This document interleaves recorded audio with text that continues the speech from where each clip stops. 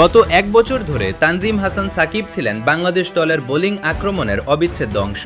তবে পারফরম্যান্সের অভাব নয়, বরং চোটের কারণে হুট করেই দল থেকে ছিটকে যান এই তরুণ পেসার। পিঠের ইনজুরির কারণে আফগানিস্তান সিরিজের পর থেকেই মাঠের বাইরে ছিলেন তিনি। এই দীর্ঘ সময়ে বাংলাদেশ, ওয়েস্ট ইন্ডিজ, পাকিস্তান এবং নিউজিল্যান্ডের বিপক্ষে সিরিজ খেললেও দলে ফেরা হয়নি সাকিবের। অথচ ইনজুরিতে পড়ার আগে ক্যারিয়ারের সেরা সময় পার করছিলেন তিনি। শেষ 5 ওয়ানডেতেই শিকার করেছিলেন 11 উইকেট। বিশেষ করে নতুন বলে তার কার্যকারিতা তাকে দলের অপরিহার্য সদস্য করে তুলেছিল। দীর্ঘ বিরতির পর সাকিব এখন দলে ফিরেছেন, তবে লড়াইটা এখন নিজেকে নতুন করে ফিরে পাওয়ার। সিরিজের প্রথম 2 ম্যাচে তাসকিন আহমেদ কিছুটা ছন্দহীন থাকায় আগামী বৃহস্পতিবার শেষ ওয়ানডেতে সাকিবের একাদশে ফেরার জোরালো সম্ভাবনা রয়েছে। সিরিজের প্রথম ম্যাচে বাংলাদেশ 26 রানে হারলেও দ্বিতীয় ম্যাচে 15 ওভার হাতে রেখেই দারুণ জয় তুলে নেয়। ফলে চট্টগ্রামের জহুর আহমেদ চৌধুরী স্টেডিয়ামে সিরিজের শেষ ম্যাচটি এখন অঘোষিত ফাইনালে পরিণত হয়েছে।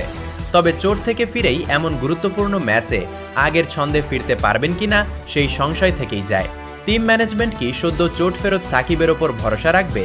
এই প্রশ্নের চূড়ান্ত উত্তর মিলবে বৃহস্পতিবার টসের সময়।